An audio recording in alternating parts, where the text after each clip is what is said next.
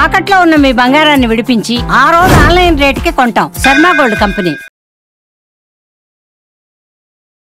నమస్కారం, సుమన్ టీవీకి స్వాగతం.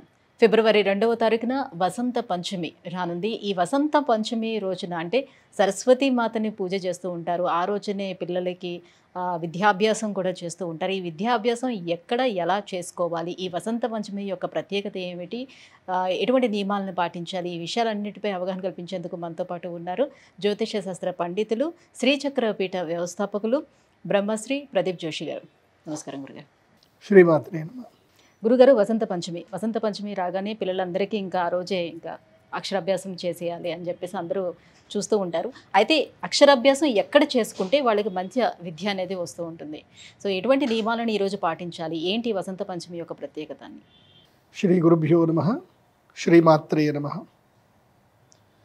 శుక్లాం బ్రహ్మ విచారసార పరమాం ఆద్యాం జగద్వ్యాపినీం వీణా పుస్తకధారిణీం అభయదాం జాఢ్యాంధకారాపహాం హస్తైస్ఫాటికమాలికాం విదధతీం పద్మాసనే సంస్థితాం వందే తాం పరమేశ్వరీం భగవతీం బుద్ధిప్రదాం శారదాం.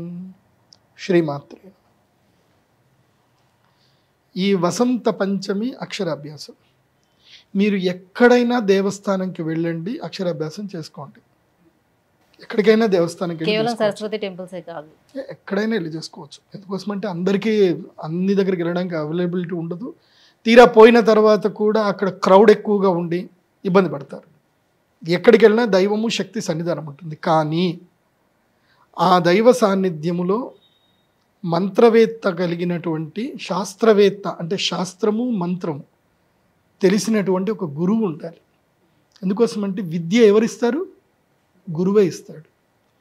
దైవ ఉపాసన కలిగినటువంటి మంత్రవేత్త ఉండాలి, అతనికి జ్ఞానం ఉండాలి. అతను తన కన్నులతో అతని శక్తితో మీకు అనుగ్రహించగలిగే గురువు ఉండాలి. ఎందుకోసమంటే దైవం ఎక్కడైనా ఉంది, కానీ ఆ దైవానుగ్రహాన్ని ఇచ్చేటువంటి వాడు గురువు మాత్రమే. అందులోనూ జ్ఞానం ఇచ్చేటువంటి వాడు గురువు మాత్రమే. మంచి శాస్త్ర పండితులు ఉండేటువంటి ప్రదేశంలో, అంటే ఉపాసన ఏ దైవ బలం ఏ దేవస్థానంలో అయితే గనక దైవ బలము ఉపాసన బలం ఎక్కువ ఉన్నటువంటి పండితులు ఉండాలి. అలాంటి దేవస్థానంలో వెళ్ళాలి. ఎందుకోసమంటే ఈ అక్షరాభ్యాసం విద్యాభ్యాసం యొక్క ప్రత్యేకత ఏమిటంటే పిల్లలకి చెవిలో, కుడి చెవిలో గురువు ఓంకార మంత్రాన్ని 3 సార్లు చెప్పాలి. ఆ చెప్పే గురువు ఓంకార అనుష్ఠానం చేసుకున్న వాడై ఉండాలి, సాధన చేసి ఉండాలి, ఆ గురువుకి శ్రీ విద్య తెలిసి ఉండాలి. అలాంటి గురువు దగ్గరికి వెళ్ళి చేయించుకోవాలి. ఇది గురువు. అమ్మవారు సరస్వతీదేవి, ఆమె అమ్మలగన్నయమ్మ, ఆమె పెద్ద గురువు, అందరికన్నా పెద్ద గురువే. కాకపోతే ఆ అమ్మ అనుగ్రహాన్ని ప్రసాదించగలగాలి అని అంటే ఆ అమ్మకు సంబంధించిన శ్రీ విద్యాతత్వం, శ్రీచక్రానికి సంబంధించిన తత్వం అంతా తెలిసి ఉండాలి. ముఖ్యంగా శ్యామలా దండకం, రాజశ్యామల ఉపాసన ఉండాలి.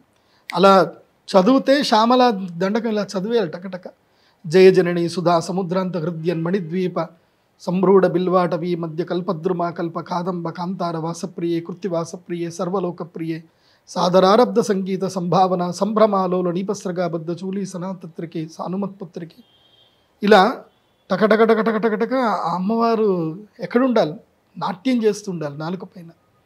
స్త్రీ సూక్త, పురుష సూక్తాలు అలా అన్నీ చదవగలగాలి. అలాంటి గురువు దగ్గరికి వెళ్ళి అక్షరాభ్యాసం చేయించుకోవాలి. అక్షరాభ్యాసం చేయించే పద్ధతి ఏమిటంటే కనుక మొట్టమొదటిగా మీరు ఒక క్లాత్, ఒక వైట్ కలర్ క్లాత్ కానీ ఆకుపచ్చ రంగు క్లాత్ కానీ ఏదైనా సరే, బ్లాక్ తప్ప, బ్లాక్ బ్లూ తప్ప ఏదైనా ఒక క్లాత్ తీసుకొని ఒక పీఠ మీద, ఒక చౌక పీఠ మీద క్లాత్ పరవాలి. దాని మీద బియ్యం వేయాలి. బియ్యం వేసి బియ్యాన్ని చదును చేయాలి. చదును చేసి దాని మధ్యలో కలశం పెట్టాలి. కలశం మీద ఒక కొబ్బరికాయ పెట్టాలి. కొబ్బరికాయ మీద ఒక గోపురంలాగా ఒక ఎర్రటి కనుమ పెట్టుకోవాలి. పెట్టి గణపతి, గౌరీ, తమలపాకులు, ఒక 100 తమలపాకులు తీసుకొని ఆ తమలపాకులు పెట్టేసుకొని గౌరీ, గణపతి, నవగ్రహాలు, అష్టదిక్పాలకులు వీళ్ళందరినీ ధ్యానం చేసుకొని ఆవాహన చేసుకోవాలి. చేసుకున్న తర్వాత మూల అధిష్టాన దేవత సరస్వతీదేవి అమ్మవారి యొక్క మూల మంత్రం పిల్లలతో చెప్పించాలి.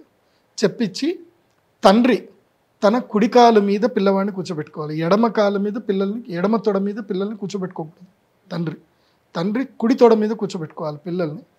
కుడి తొడ మీద తండ్రి కూర్చోబెట్టుకొని తండ్రి మొట్టమొదటిగా పిల్లవాడితో ఓంకారం రాపించాలి.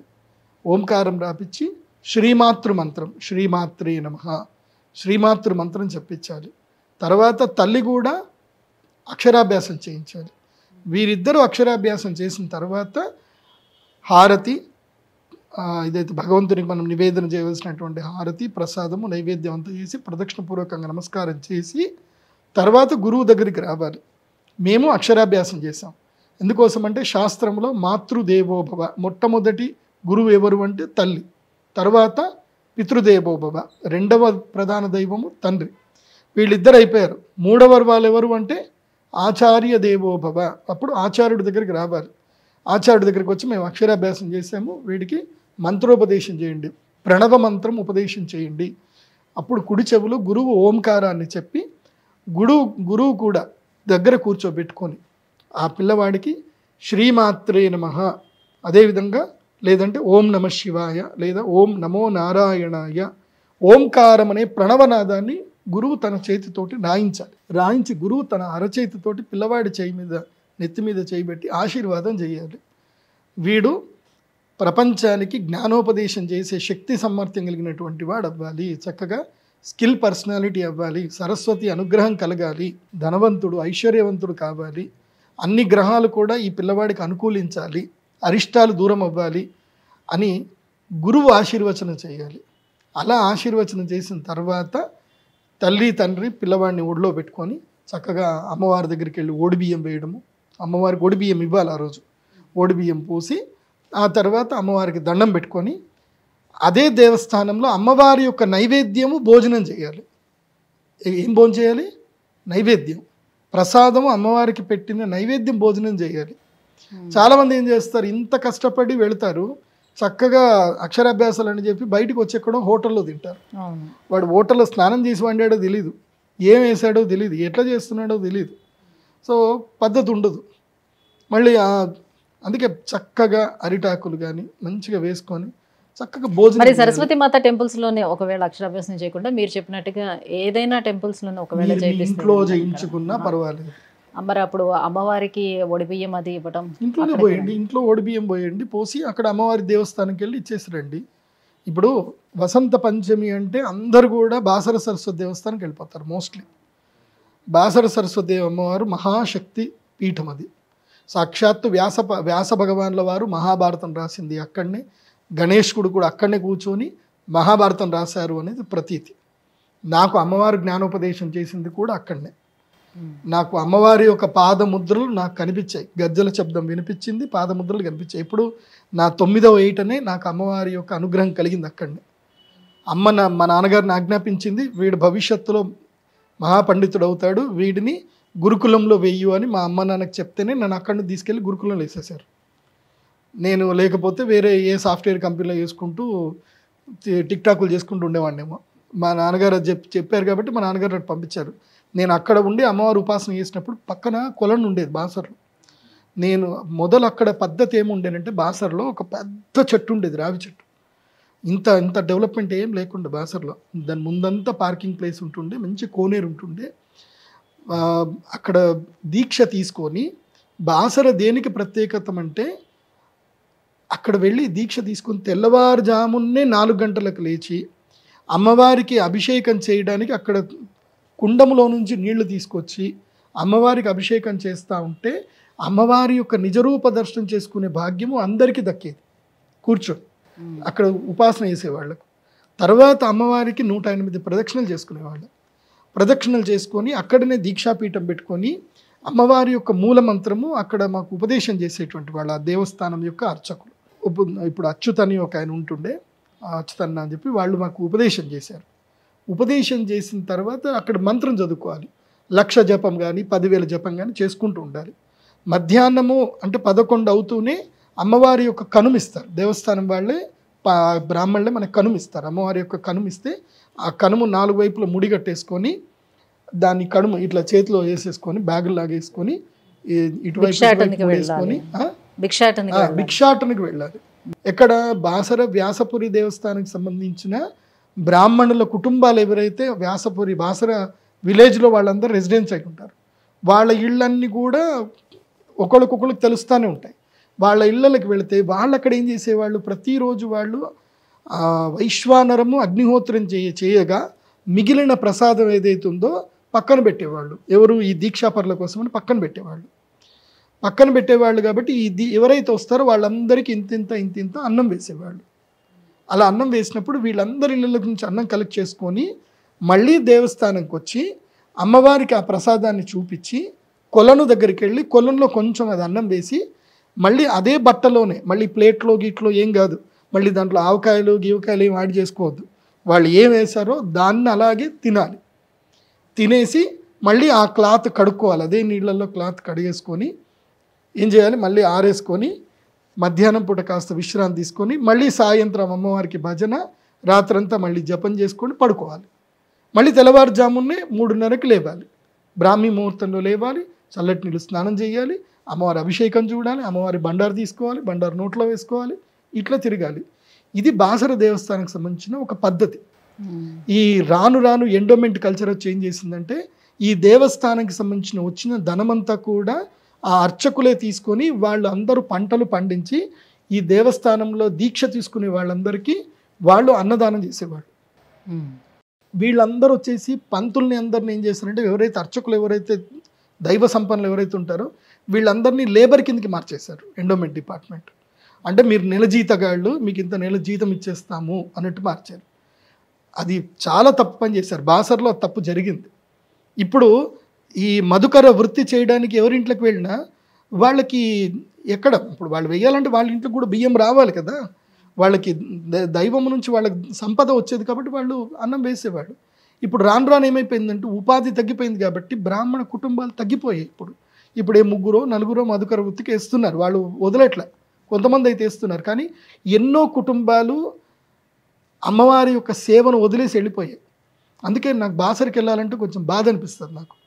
ఇప్పుడు సరస్వతి అమ్మవారి యొక్క శక్తి అక్కడ ఉంది. శక్తి దేనివల్ల ఉంది? మంత్రము వల్ల శక్తి ఉంది, అనుష్ఠానం వల్ల శక్తి ఉంది. అనుష్ఠానము లేదు, మంత్రము లేదు, శక్తి ఎక్కడ ఉంటుంది? ఉండదు కదా. నువ్వు రోజు లాక్కుంటూ వెళ్ళిపోతా ఉన్నావు, కానీ శక్తిపాతం చేయాలి కదా. అక్కడ శ్రీచక్రానికి శక్తిపాతం చేయాలి కదా. బాసరలో ఒకే ఒక చోట ఐరావత, కూర్మ, నాగ, శ్రీచక్రం అక్కడ ఉంది. అంటే గరుత్మంతుడు, ఐరావతము, నాగ, తర్వాత అశ్వదళము, ఇవన్నీ కడుపుకున్నటువంటి పంచప్రాకార శ్రీచక్రం అక్కడే ఉంది, ఇంకెక్కడా లేదు, భారతదేశంలో ఎక్కడా లేదు. అది వ్యాసుల వారు పెట్టినటువంటి శ్రీచక్రం అది. అందుకే వసంత పంచమి రోజు ప్రతి ఒక్కరూ బాసరికి వెళ్ళాల్సిందే, దర్శనం చేసుకోవాల్సిందే. కాకపోతే ఈ పద్ధతి ఏదైతే ఉందో, ఈ భోజన పద్ధతి, మధుకర పద్ధతి ఏదైతే ఉందో, ఇది అమ్మవారు నాకు అప్పచెప్పింది. నేను అదే పద్ధతి కోసం అని చెప్పి నేను అక్కడనే దేవాలయం ఎప్పుడు వెళ్ళినా కూడా అమ్మవారి దగ్గరికి ఒక రాత్రి నిద్ర చేసి తర్వాత నెక్స్ట్ డే భిక్షాటన చేసి సో అలాగా పూర్తి చేసుకొని రావాలి అని అంటారు. బట్ ఇప్పుడు మనం ఇలా వెళ్ళి దర్శనం చేసుకుని అలా వెంటనే వచ్చేస్తున్నాం. అదేదో సొల్యూషన్ చెప్పి సిగ్నేచర్ చేసి వచ్చినట్టు వస్తున్నాం. సనాతన ధర్మంలో, హైందవ ధర్మములో దైవ దర్శనము అంటే అర్థం ఏంటంటే దైవం దగ్గర ఒక రాత్రి గడపడం, దైవ ఉపాసన చేయడం, శక్తి ఉపాసన చేయడం. పైన కాళికా అమ్మవారు ఉంటారు, చాలా పవర్ఫుల్ కాళికా అమ్మవారు. ఒకప్పుడు ప్రతీతి ఉండేది, రాత్రి ఎవడన్నా బయటకు పోతే కాళికా అమ్మవారు తినేసేది అని చెప్పి ప్రతీతి ఉండేది. అక్కడ అంత శక్తి ఉండేది అక్కడ బాసర్లో. ఇప్పుడు అంత నీరుగారిపోయింది, మొత్తం దాన్ని కమర్షియల్ చేసి పెట్టేశారు. ఒక commercial complex, come give me money అయిపోయి కమర్షియల్ కాంప్లెక్స్ చేసి పెట్టేశారు దాన్ని. పోనీ డబ్బులు తీసుకుంటే తీసుకోండి, భక్తులకి ఆ సౌలభ్యత ఇవ్వాలి కదా. మొదలు బాసర అమ్మవారి దగ్గరనే ప్రాకారంలోనే దీక్ష కూర్చునేవాడు. ఇప్పుడు ఆ దీక్షలు ఏం లేవు, ఏమనుంటే దీక్షలు మీరు ఆడ బయట ఏదైనా హోటల్ నుండి చేసుకోరు అంటున్నారు. దీక్షాపీఠం లేదు, చాలా తప్పు చేస్తున్నారు. అండ్ ప్రధానంగా అక్కడ ఉండే రావి చెట్టును కొట్టేసేది కాదు, ఆ చెట్టును మొత్తం కొట్టేశారు. శక్తి అక్కడ ఉండేది, వృక్ష రూపంలో శక్తి ఉండేది, దాన్ని కూడా కొట్టేశారు. ఇప్పుడు ఏదో చేస్తున్నారు, ఏదో నడుస్తున్నాయి. ఏముంటుంది, ఓ విఐపి లీడర్ తీసుకెళ్తే కూర్చోబెడతారు, మామూలు మనిషిని అయితే కూర్చోబెట్టలేరు. సో ఇట్లా జరుగుతుంది అనమాట. ఒకప్పుడు సాంప్రదాయాలు వేరు, ఇప్పుడు ఆ సాంప్రదాయాలన్నీ అటకెక్కేసాయి. ఈ వసంత పంచమి రోజున మీ దగ్గర ఎటువంటి పూజా కార్యక్రమాలు అవలంబిస్తున్నారు? నేను చెప్పేది ఏంటంటే మీరు ఎవరైనా సరే బాసరకు రండి, అమ్మవారి దర్శనం చేసుకోండి. లేదంటే వసంత పంచమికి మా శ్రీచక్ర పీఠానికి రండి. pradeepjoshi.com వెబ్సైట్లో మా టెంపుల్ అడ్రస్ ఉంటుంది, వసంత పంచమికి సంబంధించిన వ్యవహారం ఏముంది, ఏం కథ అన్నీ ఉంటాయి. నేను అందరికీ పలకలు ఫ్రీగా ఇస్తాను, అందరికీ నా చేతితోటి అక్షరాభ్యాసం ఫ్రీగా చేసిస్తాను, అందరికీ నేను ఉపదేశం చేయిస్తాను. సంవత్సరంలో 3 రోజులు అమ్మవారి యొక్క అనుగ్రహం శక్తిపాతం ఉంటుంది నా దగ్గర. 3 రోజులు నేను అవైలబుల్ ఉంటాను, సంవత్సరానికి 3 రోజులు శక్తిపాతం నేను ఇవ్వగలుగుతాను. ఆ రోజు అమ్మ నన్ను అనుగ్రహిస్తుందని నాకు నమ్మకం ఉంది. వసంత పంచమి రోజు మీరు ఏ సమస్య ఉన్నా ఏదున్నా నన్ను వచ్చి కలవచ్చు, మాట్లాడచ్చు. తెల్ల ఆవాలు అభిమంత్రణం చేసిస్తాను శత్రుబాధ విముక్తి అవ్వడానికి. మీకు చదువు సరిగ్గా రావట్లేదు, జ్ఞానం సరిగ్గా లేదు, లవంగాలు తెచ్చుకోండి 100 గ్రాములు, అభిమంత్రణం చేసిస్తాను. లేదు మీకు ఆరోగ్య సమస్యలు ఎక్కువగా బాగా ఇబ్బంది పెడతా ఉన్నాయి, బెల్లము తెచ్చుకోండి, దాన్ని అభిమంత్రణ చేసిస్తాను, ఆరోగ్య సమస్యలు తగ్గుతాయి. జ్ఞాపక శక్తికి, విద్యా జ్ఞాన శక్తికి లవంగాలు, శత్రుబాధకి తెల్ల ఆవాలు, ఆరోగ్యమునకు బెల్లం. ఇవి కొంచెం కొంచెం తెచ్చుకోండి, నేను మంత్రించి ఇస్తాను. అవి తీసుకెళ్ళి నేను చెప్పినట్టుగా వాడుకోండి. ఆ ఒక్కరోజు నేను అందరికీ అవైలబుల్ ఉంటాను. సో వీళ్ళకేం డబ్బులు ఏమి అడగను, అభిమంత్రం చేసేయడం కేవలం అక్షరాభ్యాసం చేయడానికి మాత్రమే కాదు. సో పిల్లలు ఎవరికైనా చదువు సరిగ్గా రావటం లేదు, రండి, ఎవరైనా సరే రండి. మీ పిల్లాడు ఇంటర్మీడియట్ చదువుతున్నా వాడు సరిగ్గా చదవట్లేదు, వాడికి ఏం బుద్ధి లేదు, రండి, వాడికి నెత్తి మీద చేయబెడతాను, అనుగ్రహిస్తాను. అందరికీ ఆ రోజు మంత్రించి ఇస్తాను. అందరికీ అన్నదానము ఫ్రీగా ఉంటుంది, అందరూ అన్నదానం చేసుకోండి. అక్షరాభ్యాసం కూడా ఫ్రీగానే ఇస్తున్నాను. కాకపోతే మీకు ఇష్టం ఉంటే మీరు ఏదైనా సరే ఒక ప్రోడక్ట్ కొనుక్కుంటే, మా ఇంత కార్యక్రమం చేయాలంటే నా దగ్గర కూడా డబ్బులు రావాలి కదా. సో మీరు ఏదైనా ఒక ప్రోడక్ట్ కొనుక్కుంటే అక్షరాభ్యాసం మీకు ఫ్రీగానే ఉంటుంది. అక్షరాభ్యాసం అందరికీ ఫ్రీగానే, అందరికీ బలపం ఫ్రీనే. నా చేతితోటి నేను అందరికీ అక్షరాభ్యాసం రాయిస్తాను. పూజలు కూర్చోవాలంటే కొంచెం ఒక 2000 ముందుగా మీ వెబ్సైట్లో విజిట్ చేసుకోండి, బుక్ చేసుకోండి, లేదంటే డైరెక్ట్ వచ్చేయండి. డైరెక్ట్ ఫిబ్రవరి 2వ తారీఖు ఉదయం 7 గంటల నుంచి కార్యక్రమాలు స్టార్ట్ అయిపోతాయి. అదే రోజు రాజశ్యామల యాగం కూడా ఉంది. ఇప్పుడు రాబోయేటువంటి ఎలక్షన్స్ వస్తున్నాయండో, జెడ్పీటీసీ ఎలక్షన్స్ ఉన్నాయి, ఎంపీటీసీ ఎలక్షన్స్ ఉన్నాయి, నెక్స్ట్ మున్సిపల్ ఎలక్షన్స్ కూడా ఉన్నాయి. మరి గెలవాలి, ఎవరి అనుగ్రహం కావాలి? రాజశ్యామల దేవి అనుగ్రహం కావాలి. అనుగ్రహం రావాలి అని అంటే ఈ యజ్ఞంలో పాల్గొనాలి, రాజశ్యామల యజ్ఞంలో పాల్గొనాలి. సో ఈ కాంపిటేటివ్ ఎగ్జామ్లో సక్సెస్ అవ్వాలన్నా ఏదైనా సరే సంవత్సరానికి 3 ముహూర్తాలు ఉంటాయి, అత్యంత శ్రేష్టమైన ముహూర్తాలు. వసంత పంచమి, అక్షయ తృతీయ, ధనత్రయోదశి, ఈ 3 ముహూర్తాలు. ఈ 3 ముహూర్తంలోనే నేను యజ్ఞం చేయిస్తాను, యంత్రం కూడా ఇస్తాను. మిగతా ఏ రోజుల్లోనూ నేను యంత్రము ఇవ్వను. మళ్ళీ ఆ రోజుల్లో యంత్రం తీసుకోవాలంటే 1 lakh పెట్టి పూజ చేసుకోవాలి, మిగతా రోజుల్లో తీసుకోవాలి. అదే ఈరోజు అనుకోండి 30,000, 35,000లో మీకు యంత్రము వస్తుంది, యజ్ఞము జరుగుతుంది, చక్కగా భోజనం చేసుకుంటారు, ప్రసాదం తీసుకుంటారు.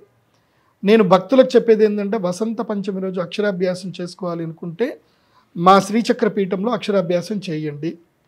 మా దేవస్థానం డెవలప్మెంట్కి మీరు కూడా సహాయకులు అవ్వండి, దాతలు అవ్వండి.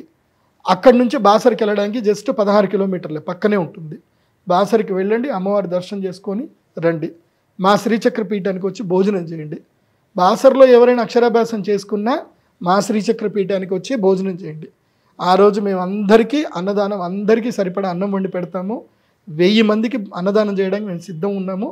సో మీరు ఒకవేళ బాసర్లో చేసుకున్నా ఎక్కడో పడి తినకండి, ఇష్టం వచ్చినట్టుగా తినకండి. ఆ రోజు పూజ జరిగింది కాబట్టి. రాజశ్యామల యాగం కూడా దాంతో పాటుగానే చేస్తారు. రాజశ్యామల యాగం 9 గంటలకు ప్రారంభం అవుతుంది, 7 గంటల వరకు అందరూ వచ్చేసేయాలి. అక్షరాభ్యాసాలు అమ్మవారి దేవాలయంలో కంటిన్యూ జరుగుతూనే ఉంటాయి. అమ్మవారి సన్నిధానంలో శ్రీచక్రం దగ్గరనే, అంటే మా దగ్గర 360 kgల పంచలోహ శ్రీచక్రం ఉంది, పెద్దది. సో ఆ పంచలోహ శ్రీచక్రం దగ్గరనే అక్షరాభ్యాసాలు జరుగుతూ ఉంటాయి కంటిన్యూగా. మార్నింగ్ 8 o'clock నుంచి ఎవ్రీ 1 hourకి ఒక అక్షరాభ్యాసం సెషన్స్ నడుస్తూనే ఉంటాయి అమ్మవారి సన్నిధానంలో. అక్షరాభ్యాసం అవ్వడము, అక్షరాభ్యాసం కాగానే అందరూ వెళ్ళి అమ్మవారి దగ్గరికి వెళ్ళి మీ పిల్లల్ని అమ్మవారికి ఒళ్ళోని కూర్చోబెట్టి దండం పెట్టేసుకొని మీరు బయటకు రండి. మేము అలో చేస్తాం, అమ్మవారి దేవస్థానం లోపలికి పోవడానికి కూడా మేము అలో చేస్తాం. మేము ఎవరిని రిస్ట్రిక్ట్ చెయ్యం. బికాస్ అంత కష్టపడి మీరు అమ్మవారి సాన్నిధ్యానికి వెళ్ళిపోతే ఎట్లా? వెళ్ళండి, అందరూ అమ్మవారి సాన్నిధ్యానికి వెళ్ళండి. మీ పిల్లాన్ని అమ్మవారి ఒళ్ళో కూర్చోబెట్టండి, దండం పెట్టుకోండి. తర్వాత అక్షరాభ్యాసము అంత అయిపోయిన తర్వాత యాగం జరుగుతుంది, యాగంలో పాల్గొనండి, లేదంటే కూర్చోండి. యాగం మొత్తం అయిపోయిన తర్వాత అన్నదానాలు జరుగుతూ ఉంటుంది. అప్పుడు నేను అందరికీ అక్షరాభ్యాసము, అభిమంత్రణం అన్నీ ఇస్తాను. మధ్యాహ్నం 2 గంటల నుంచి ప్రారంభం చేసుకొని సాయంత్రం 6 గంటల వరకు, 6-8 గంటల వరకు అందరికి ఇస్తాను. మా శ్రీచక్ర పీఠంలో ప్రత్యేకత ఏంటంటే అక్షరాభ్యాసం చేసే ప్రతి ఒక్కరికి కూడా శ్యామలా దండకము ఫ్రీగా ఇస్తాము. అలాగే మీరు వేసుకున్నారు చూడండి మాతంగి మాల, ఇది సరస్వతి మాల అంటారు. ఈ మాతంగి మాల ఎవరెవరు యాగం చేస్తారో, ఎవరెవరు అక్షరాభ్యాసం చేసుకుంటారో వాళ్ళందరికీ కూడా ఇవ్వడం జరుగుతుంది. బట్ దానికి డొనేషన్ అయితే చేయాల్సింది ఉంటుంది. సో మాతంగి మాల వేసుకోవాలి ఆ రోజు, శ్యామలా దండకం చెప్పించుకోవాలి. అండ్ రాత్రి 7 గంటలకి అమ్మవారికి హారతి ఉంటుంది, పెద్ద హారతి ఉంటుంది, లలితా సహస్రనామ పారాయణం ఉంటుంది. రాత్రి 7 గంటలకు పారాయణం చేసుకున్నాక కార్యక్రమాలు అయిపోతాయి. సో మా శ్రీచక్ర పీఠానికి ఉదయం 7 గంటల నుంచి స్టార్ట్ అవ్వాలి. మీరు ముందు రోజు వచ్చి ఫిబ్రవరి 1వ తారీఖుకి వచ్చి అక్కడ పడుకుంటారంటే కూడా వచ్చి పడుకోండి. లేదు ఫిబ్రవరి 5వ తారీఖు మీరు అక్కడనే నిద్ర చేస్తారన్నా యువర్ వెల్కమ్, మీరు హాయిగా నిద్ర చేయండి. అది గురుగారు, వసంత పంచమి యొక్క ప్రత్యేకత ఏంటి, అమ్మవారిని ఎలా ధ్యానించుకోవాలి, అలాగే పూజా కార్యక్రమాలు ఏవి ఎలా చేసుకోవాలి, ఈ విషయాలన్నీ కూడా ఇంత క్లియర్గా తెలియజేసినందుకు ధన్యవాదాలండి. శ్రీమాత్రే.